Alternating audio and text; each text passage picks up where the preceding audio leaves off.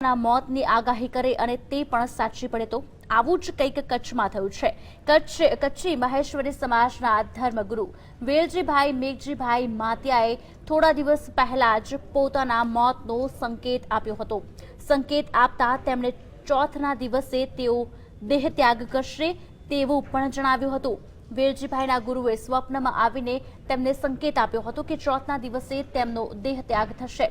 આ વાત આજે તદ્દન સાચી પડી છે। 6:05 તેમની અગમવાણીના પ્રમાણે કુદરતી રીતે દેહત્યાગ પણ કર્યો છે। આ વાત વાયુવેગે પ્રસરી જતા છેલ્લા કેટલાક દિવસથી મહેશ્વરી મેઘવાર સમાજના હજારો લોકો તેમના દર્શને ઉમટ્યા હતા। ધર્મગુરુની અગમવાણીને સાચી માનીને વેલજીભાઈએ 15 દિવસ પહેલા જાતે જ અંજારના ખાંભરા ગામે પોતાની સમાધિની જગ્યા પણ નક્કી કરી હતી। મેઘવાર સમાજમાં એવી માન્યતા છે કે ધર્મગુરુઓને તેમના દેહત્યાગ અંગે અગાઉથી જ સંકેત મળી જાય છે। આજ અંગે વિગત આપશે મારા સંવાદદાતા દિલીપભાઈ ગોર અમારી સાથે જોડાયા છે। દિલીપભાઈ, આજે પ્રમાણે સમાચાર મળી રહ્યા છે, શું વિગતો છે?